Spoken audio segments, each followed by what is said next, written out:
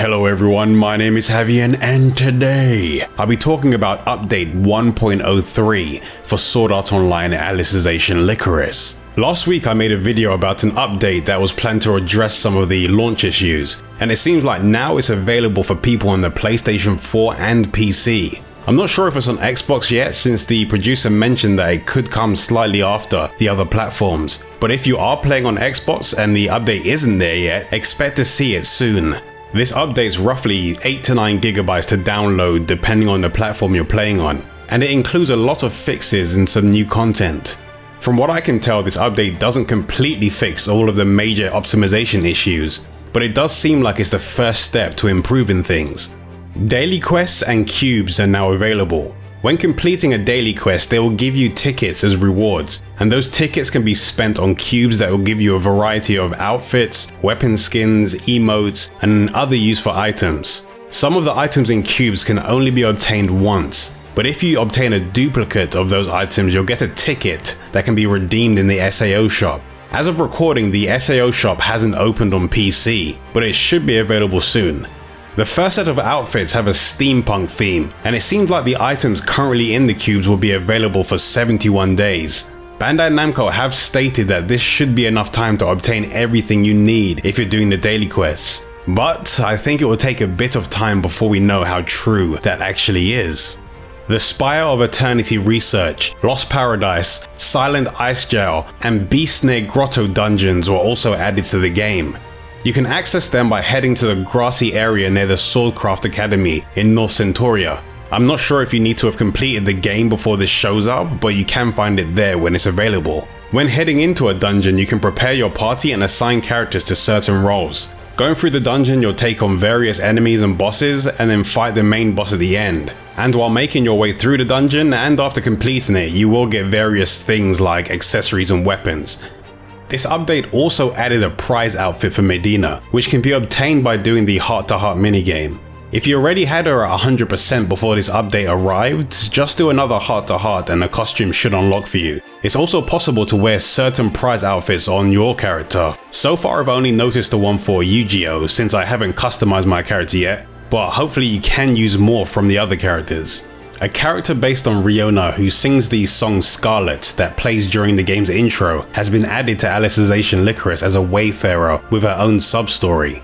You can find her in North Centauria during the day. She can be found if you head down the main road from the Swordcraft Academy and then take a right down the alleyway where you can find the blacksmith and material vendor.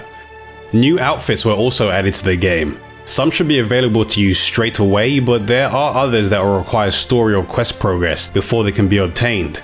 After completing Chapter 1, costumes worn by the residents in Underworld will be unlocked in the Visualize Attire menu. You should have access to 18 costumes for male avatars and 33 costumes for females.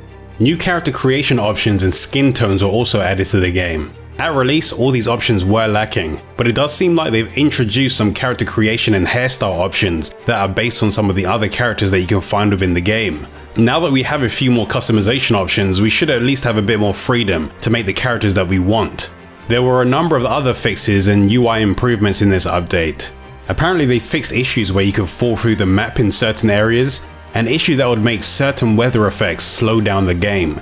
They also improved loading and FPS issues, but they also did state that further improvements were coming, so this hasn't fixed all the problems completely. The way the camera operates has also been improved, but since this update doesn't fix all the issues, more improvements are said to still be on the way. There were also certain story quest related fixes for issues that were slowing down or stopping your progress through the game. Another major issue that's apparently been fixed is one that was causing players to skip ahead in multiplayer. The patch notes say that players with a low progress of the main story will not match with players with a higher progress, and your progress will not be affected by the host player.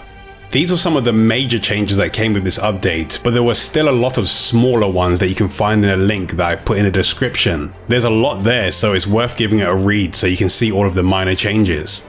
This update did fix a lot of issues fairly quickly, but it hasn't completely fixed the most important ones. On PC, it actually introduced a new issue that stops you accessing certain parts of the menu when you're using a controller.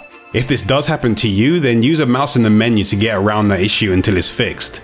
In the patch notes, they've said they're still working on more improvements to loading times, frame rates, your autosaves, camera movements and controls, and mouse and key assignments. So hopefully we'll start to see some more changes very soon. I post smaller gameplay clips and news updates over on Twitter between the videos that I make. So if you want to see some of those, I'll put the link to it in the description, so you can head over there and follow if you want to stay up to date with everything I'm doing. If you want to see any of the other gameplay videos that I make for Sword Art Online or action RPGs, then don't forget to subscribe and remember to click that bell so you'll be the first to know when a new video is available. I'll be making some new videos very soon, but until I make those videos, I'll see you all later. 捧げる燃え上がる真紅の花